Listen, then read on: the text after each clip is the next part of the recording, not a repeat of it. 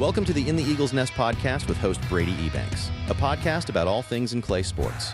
All right. Hello, everybody. Welcome to In the Eagles Nest podcast here at Clay. My name is Brady Ebanks. This is episode number 2. I'm with new men's soccer head coach, Jacob Stelmaszak. Kind of tell me about your journey here at Clay. I know you've been around the programs for a while. Kind of tell me a little bit about how you've gotten in, and the transition to being the new head new soccer coach. So last year, Zach Sonkrant was our coach. He was our coach here for several years. He was also a member on our board for Oregon Crew, which is kind of like our local club team here for the youth. He reached out to me, and I made a transition into coaching the JV boys last year because they had an opening. We had a pretty successful season last year with the JV program, and then Zach decided after last year that it was time for him to go in a different direction. He wanted to seek better employment. So the position opened up, and as soon as it opened up, I put in for it, went through the interview process, and was lucky enough to get the opportunity. That's great. So it's kind of a great thing too, because you help with crew and you've been part of that, and I know even in charge of that. And so you've been instrumental in from kids as young as what, 6, 7?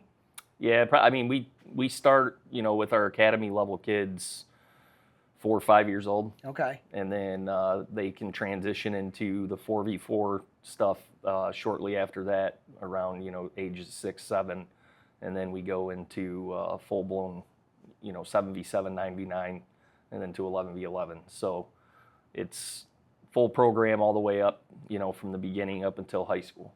And that's great because we can try to keep the local athletes that we have from a young age and try to keep them in the program here in Oregon without having to go outside, GTFC or any of those other clubs outside of here. So I think that's a great thing for Oregon here.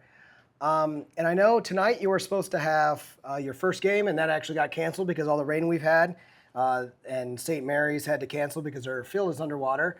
That being said, when is your next home game coming up, or the next game that you have for the season? So we have Liberty Benton coming here on Tuesday of next week. That's okay. Our home opener, which will now be our opening contest for the year. Okay. And Liberty Benton, for you guys that may not know, is new to the NLL. So is this their second official year? Because they did some capacity last year, or is this their first year completely, right, in the NLL?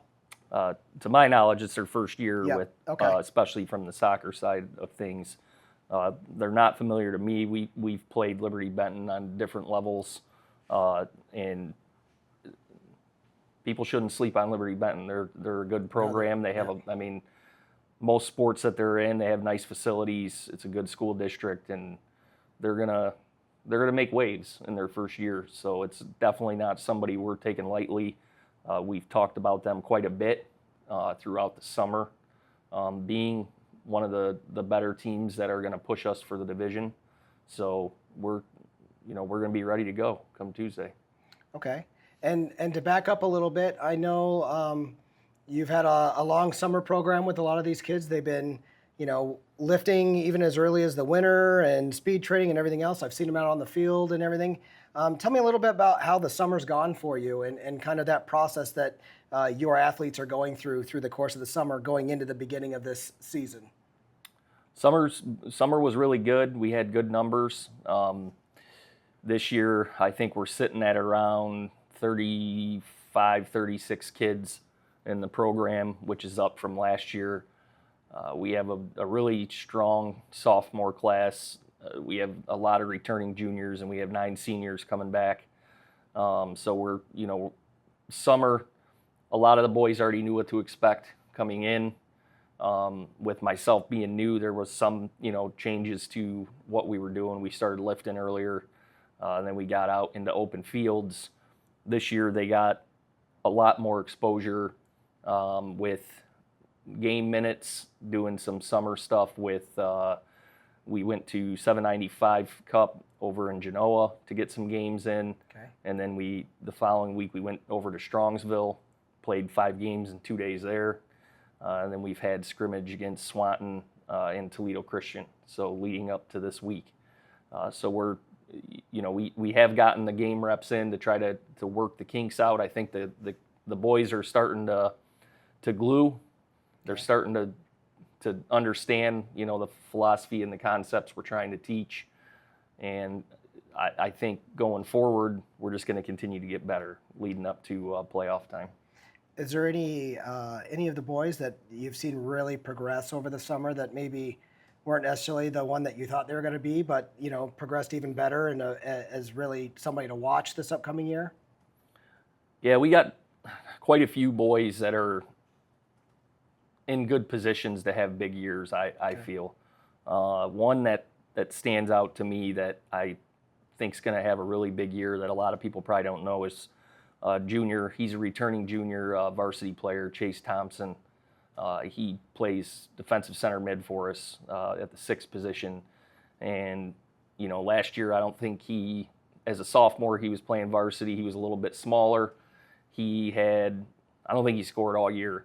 So far this summer, he's gotten, just in the last 2 scrimmages, both scrimmages, he scored at least 1 goal in those 2 scrimmages. His game has really progressed and gotten better throughout the summer. I think he's definitely one to watch for.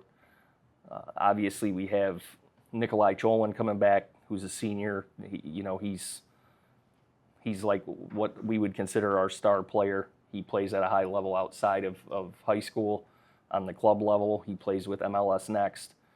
Corbin Fox also plays at that MLS Next level. He's one of our center backs. And we also returned C.J. Harrison, who played goalie for the varsity last year as a sophomore and was 2nd team All-NLL. So him coming back with another full year of soccer under his belt, he's transitioned to just playing soccer year-round. He used to be a lacrosse player, but now he's kind of taken on the role of making this his full-time type thing. And he looks really good this upcoming summer. So, and then, like I said, we have a very strong sophomore group coming up. Those are a lot of the boys that I coached pretty much since they started playing club travel soccer. They've been with me. So they play very well together. A lot of those kids are coming up through the JV ranks from last year, and for me, I feel like we're going to have a good year. Now let's talk about, so you're in the Cardinal Division on the NLL. Let's talk about some of the opponents that you're going to see upcoming. Where's some of the big matchups that you see Clay having, and who's that against? Well, I feel like, now that we don't have this game tonight to get an actual official game under our belt, that was going to be a good test for us tonight going down to St. Mary's. It's a long drive. They beat us last year 2-1 here in Oregon, and not having that this year kind of to get us, 100% ready for the season. We open up with, like I said, Liberty Benton, which I feel is going to be one of the top teams in the division or in the league. So, that we're going to start out with some really strong competition. I look for Springfield to be good. They traditionally have a good team. I think aside from that, we should be able to handle our business, and as long as we can maintain the way we play the game, and the boys work together and play as a team, and they play as a team-based type game, I feel like we have a good shot to win the league. I think this is probably one of our best years as far as depth and availability of players that have played at a higher level to come forward and really put everything together. As long as they're buying into the system, I think we should have a good, successful year. Okay. And again, that next home game for people to come out and support you guys is? Tuesday. JV will kick off at 5. Varsity plays right after. Usually around 7. We'll be at the football stadium for that game next week on Tuesday. That's our home opener. On the turf then? On the turf, yep. Okay. All right. Thanks to Jake, and thanks for everybody listening, and we'll see you next time. Thank you.